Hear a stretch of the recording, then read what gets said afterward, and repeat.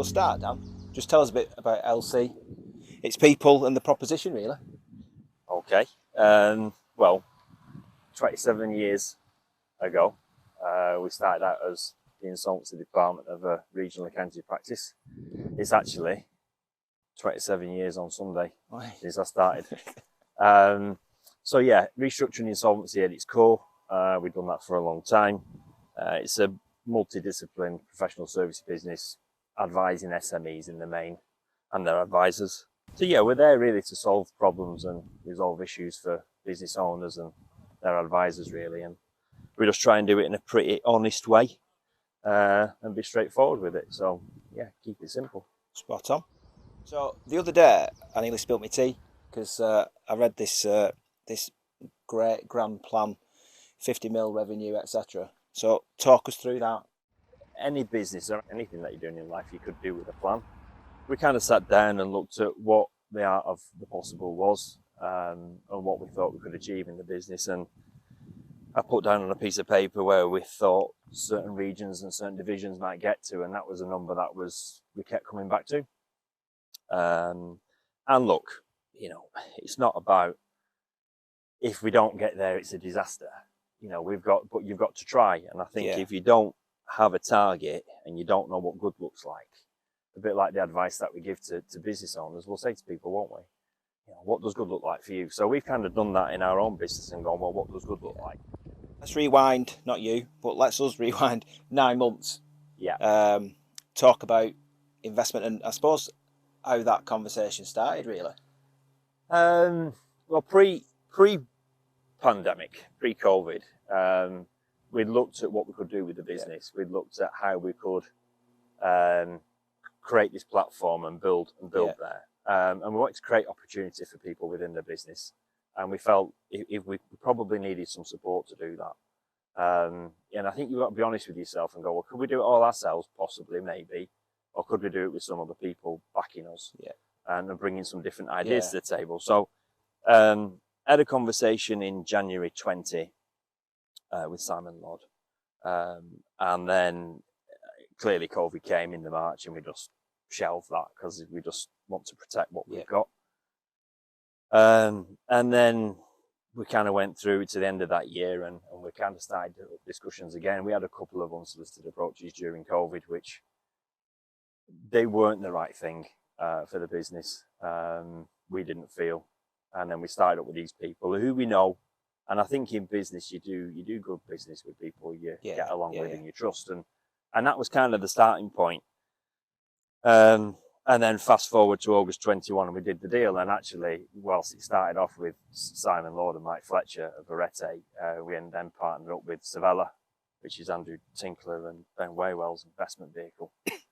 And that's worked really, really well. Yeah. They brought a lot of different thinking to the table. I suppose that's the thing as well, the question of, they both obviously know Simon and Ben, but for the benefit of our viewer at LCTV, what different strengths do they bring in? Because they're both different organisations. Yeah, well, they are. Savella, clearly excellent operators. Andrew and Ben, built Stobarts up. And Mike and Simon are more in the professional community. Got more advisory experience. So I think the two things come together really, really well. And we kind of sit in the middle and we spread across both. Yeah. I think it's a really powerful proposition for us to be able to walk into a situation, whether it's with any stakeholder, whether it's a business owner, whether it's a lender, investor, to be able to say, look, we've got a whole range of solutions here. It doesn't have to just be a failure. Yeah. It don't have to be a restructuring. It could be a bit of finance. It could be a bit of equity. And I think we've got the ability to do that now. And clearly these people bring a wealth of experience that I'm not saying we haven't got. It's just a different type of experience. So I think it's a powerful tool. And it was, from our point of view, it's worked really, really well so far. Yeah. So we mentioned earlier on about the pillars. Yeah. We used to talk about service lines, but they've gone now. Yeah. But talk me through the pillars within the group. Well, they've obviously restructuring in insolvency, which we've been doing for 27 years now. So, yeah, that's your standard administrations, restructuring, insolvency solutions, I would guess. Corporate firm, commercial finance, is what you do in Is reach. that your favourite bit? Yeah, of course. Yeah. Yeah, obviously. The bit I worked hardest on. So, no, I think, so you've got the reach bit, and then you've got legal. You know, we wanted to be able to give the business owner and their advisors a whole suite of services that maybe they would like to provide to their clients, but they don't want the overhead and they don't want the cost. Yeah. And they want to be able to pick the phone to us and go, right, okay, can you come and deal with this specific problem? And then when you've done, kind of go away in the nicest possible way. And that's what we do. And I think we just wanted to try and give business owners and their advisors just that scope and that breadth of expertise, which we think the 3 pillars do. And that's not to say that we don't think there's some additional ones we can add on. M&A and corporate finance and tax maybe. But I think what you've got to do in business is make sure that you're dealing with the ones that you currently got and you're getting the most out of them. We've got 250 people, though, quality. So what do you see that future looking like for those guys? Listen, I think where you start is we've got some brilliant people.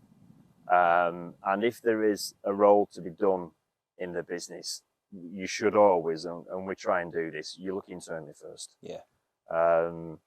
We've seen some amazing people come through that started as graduates and now taking appointments at associate and director level. So first of all, we've got to make sure that we look after them people first, because without them, there is no us.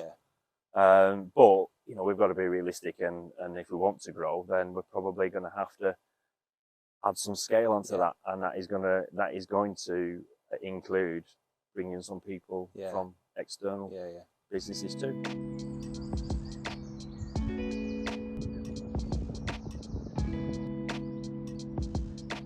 You can't be videoing me and Dan out of breath at the top.